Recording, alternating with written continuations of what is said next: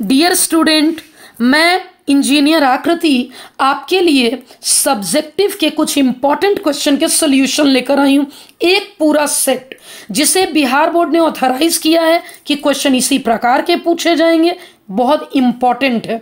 सुबह में 1 बजे इस ऑब्जेक्टिव का सॉल्यूशन अपलोड की, आपने बहुत कोऑपरेट किया, बहुत कमेंट किए कि मैम सब्जेक्टिव का सॉल्यूशन दीजिए, इसलिए मैं रात के 9:30 बज रहे हैं अभी और अब मैं सॉल्यूशन रिकॉर्ड करने जा रही हूँ। आप ध्यान से देखिएगा और मैं बहुत अच्छे से बताऊंगी। हमारा पहला क्वेश्चन है F X equal to mod X 1 है या मेनी 1 है।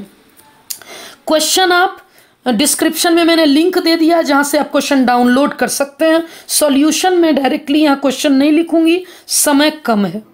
F X equal to mod X 1 है या मेनी 1। अगर आप ग्राफ जानते हैं मॉड एक्स का तो मैं डायरेक्टली बता दी कि अगर कोई हॉरिजॉन्टल लाइन ग्राफ को 2 जगह कट करती है तो वो मेनी 1 होता है। अगर आप ग्राफ नहीं समझ रहे हैं तो उसके लिए मैं x के जगह -1 रखी, आउटपुट 1 आया, x के जगह 1 रखी, आउटपुट 1 आया। 2 इनपुट का 1 आउटपुट आया, इसलिए ये मेनी 1 है। बिल्कुल इतना प्रॉपर स्टेप्स लिखेंगे। अब मैं नेक्स्ट क्वेश्चन पे चल रही हूँ। पहले मैं पूरा क्वेश्चन बता दूं कि क्या कह रहा है क्वेश्चन। हमारा ये क्वेश्चन कह रहा है, डियर स्टूडेंट, हमारा सेकेंड क्वेश्चन है। क्वेश्चन मैं बोल दे रही हूं कि prove that this one equal to this one. हमारा यही क्वेश्चन है। तो मैं आपको बता दूं कि सबसे पहले मैं 2 tan इनवर्स का फॉर्मूला लगाने जा रही हूं। 2 tan इनवर्स का ये फॉर्मूला होता है tan inverse 2x upon 1 minus x square. इस फॉर्मूले में मैं x के जगह 1/5 रख रही हूँ। 2 इंटू 1/5 डिवाइडेड बाई 1 माइनस 1/5 का स्क्वायर प्लस tan इनवर्स 1/4 मैंने कॉपी कर दिया। जब आप इसे कैलकुलेट करेंगे तो 5/12 आएगा।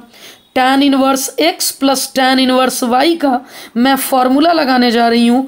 tan inverse x plus Y divided by 1 minus X Y. X के जगह 5/12, y के जगह 1/4 मैंने फॉर्मूला लगा दिया। मैं जब इसको कैलकुलेट की, सिंप्लीफाई की, तो हमारा 32/43 आ गया। RHS प्रूव हो गया। डियर स्टूडेंट ध्यान दीजिएगा, ये दोनों फॉर्मूले आपसे मिस नहीं होने चाहिए, अदरवाइज 2 मार्क्स में हाफ मार्क्स बोर्ड डिडक्ट कर लेगी, यानी आपको 1.5 ही देगी। डियर स्टूडेंट, हमारा तीसरा क्वेश्चन है अगर cot inverse X plus sine inverse X बराबर π/4 तो x की वैल्यू बताएं।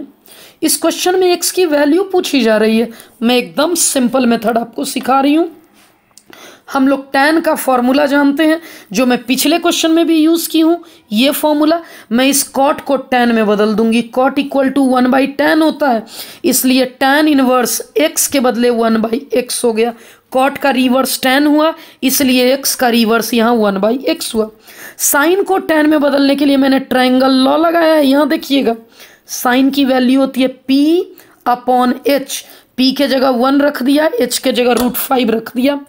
p/h है, पाइथागोरस थ्योरम से मैंने बेस निकाल दिया। मुझे tan चाहिए, tan का फॉर्मूला होता है परपेंडिकुलर बाई बेस। p1 है, बेस 2 है, तो 1/2 हो गया। अब मैं यहाँ इक्वल टू π/4 कॉपी कर दिया। अब मैं tan inverse x plus tan inverse y का फॉर्मूला लगाने जा रही हूँ। यहाँ मैंने फॉर्मूला लिख दिया है, tan inverse x plus y 1 minus X into Y.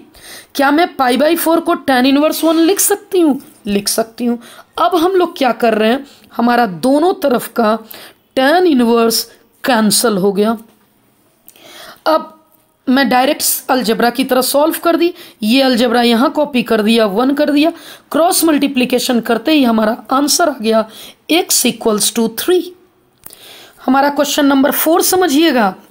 हमारा क्वेश्चन नंबर 4 है, अगर ये दोनों मैट्रिक्स इक्वल है तो x और y बताएं।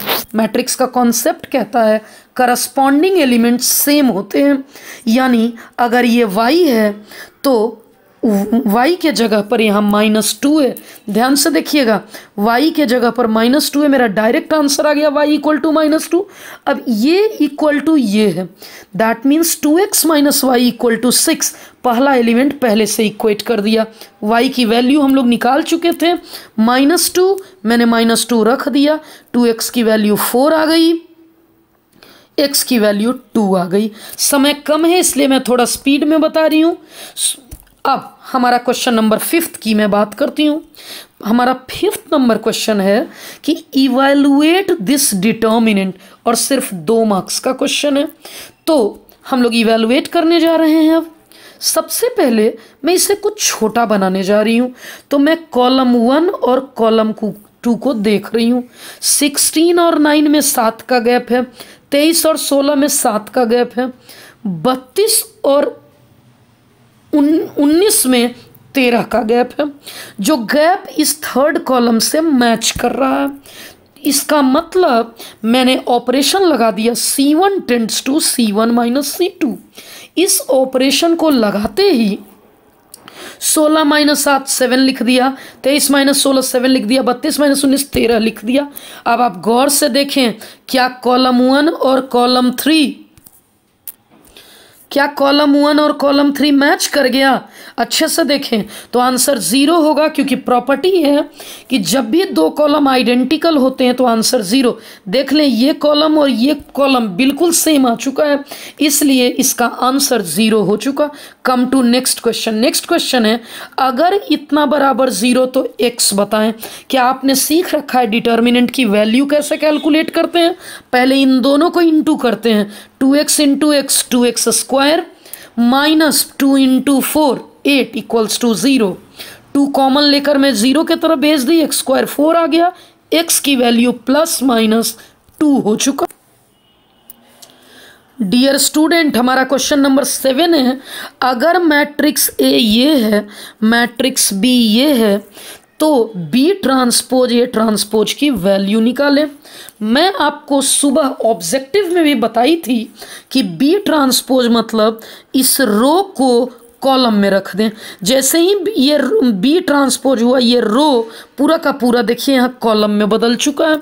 अब A ट्रांसपोज करना है, एक कॉलम में है, ट्रांसपोज करेंगे रो में हो जाएगा। अब देखें दोनों का प्रोडक्ट कैसे होगा। प्रोडक्ट का रूल है, इसका ऑर्डर 3 × 1 है, इसका 1 × 3 है, ये दोनों सेम होना चाहिए, पहले का कॉलम दूसरे का रो। दैट मीन्स रिजल्ट आ गया 3 × 3। 3 × 3 रिजल्ट आया, इसका मतलब है हमारा कि पहला एलिमेंट क्या होगा, प्रोडक्ट क्या है, 1 का 1 से 2 2 ज़ा 4 हो गया। दूसरा एलिमेंट क्या होगा, 1 2, पहला रो को दूसरा कॉलम से 2 × -4 -8 हो गया। 2 × 3 किए तो 6 हो गया। अब प्रोडक्ट आप जानते होंगे ऑलरेडी, क्योंकि बहुत टाइम कंज्यूम हो जाएगा। डियर स्टूडेंट, हम लोग नेक्स्ट क्वेश्चन पे चल रहे हैं। क्वेश्चन बहुत अच्छा है, ये इस पर ध्यान दीजिएगा, कैलकुलस का क्वेश्चन है। क्वेश्चन है, अगर y + x equal to this one तो फाइंड dy/dx। क्वेश्चन अगर आप देखना चाहते हैं कि एक्चुअल क्वेश्चन क्या है, तो मैंने डिस्क्रिप्शन में क्वेश्चन का लिंक डाल दिया है, वहां से आप तुरंत डाउनलोड कर सकते हैं। अब मैं क्वेश्चन के सॉल्यूशन पे चलती हूँ। मैं इसको दोनों तरफ डिफ्रेंशिएट कर रही हूँ। y का डेरिवेटिव y', x का डेरिवेटिव 1। साइन का डेरिवेटिव करने के लिए मैंने इसको बंडल बना लिया, साइन का डेरिवेटिव cos। अब इस बंडल का डेरिवेटिव y का y' और x का 1। अब LHS मैंने कॉपी कर दिया। RHS के लिए क्या कर रही हूँ मैं, इस पूरे को पहले y' से इंटू करके यहाँ लिख दिया। अब इस पूरे को 1 से इंटू करके मैंने यहाँ लिख दिया। क्योंकि मुझे y' चाहिए, इसलिए ये y' और ये y' दोनों को मैं एक तरफ कर लिया। अब देख लीजिए, ये y' है और ये y' है, मैंने दोनों को एक तरफ कर लिया, और दोनों कांस्टेंट जिसमें y' नहीं है उसको दूसरी तरफ कर लिया। अब मैं y' कॉमन निकाल दी, देखिए कॉमन निकाल दी, यहाँ 1 बचा, यहाँ cos बचा। अब ये पूरा टर्म, अब ये जो पूरा टर्म है ना, इस पूरे टर्म को राइट साइड डिवाइड में लेके गई। डियर स्टूडेंट आप ध्यान दीजिए, ये दोनों कैंसल होकर -1 बच रहा, इसलिए फाइनल आंसर हमारा -1 होगा। अपना नेक्स्ट क्वेश्चन है, अगर y equal to this one then find dy upon dx। dy upon dx को ही मैं y डैश से लिखती हूँ। अगर y ऐसा है तो y डैश क्या है? एक बात बताऊं आपको, मैंने ये सॉल्यूशन अपने बैच में यहाँ कम से कम 1 महीने पहले दे दिया। अगर आप पहले से मुझे बताए होते कि आपको सॉल्यूशन सब्जेक्टिव का चाहिए, मैं कब का अपलोड कर दी हुई होती। खैर anyway, come to next question है कि dy अपॉन dx चाहिए, मैं dy अपॉन dx कर रही हूँ। log और x बहुत इंपॉर्टेंट क्वेश्चन है, ध्यान से देखना होगा। बंडल बना लिया, log x का डेरिवेटिव 1/x। अब रूल के अनुसार इस बंडल का डेरिवेटिव होगा, प्रोडक्ट रूल लगेगा। पहला कॉपी, देखिए मैंने x² कॉपी कर लिया। दूसरा डिफ्रेंशिएट, यानी कि अब मैं इसको डिफ्रेंशिएट करूंगी। √x का 1/2 √x होता है और उसके अंदर भी ये बंडल है, x² + 1 का 2x होता है, प्लस ये root copy u, product rule लगा था, भी कॉपी हो गया और u x² का डेरिवेटिव 2x हो गया। यहीं से मेन इंपॉर्टेंट शुरू होता है। मैंने 2 से 2 को कट कर दिया और अब एलसीएम ले रही हूँ मैं। यहाँ ये है और यहाँ 1 है, मैंने ये एलसीएम ले लिया। ऊपर x² × x³ हो गया, रूट और रूट हट गया। अब फाइनल आंसर मैंने ऊपर वाले को सिंप्लीफाई कर दिया। डिनोमिनेटर में ये 2 बार है इसलिए रूट कैंसल आउट हो गया। डियर स्टूडेंट, इस वीडियो में मैं 10 क्वेश्चन तक ही डालूंगी क्योंकि मुझे जल्दी डालना है। नेक्स्ट वीडियो में 11 से 20 तक का डाल दूंगी। ये क्वेश्चन है, अगर x ऐसा है y ऐसा है तो फाइंड dy अपॉन dx।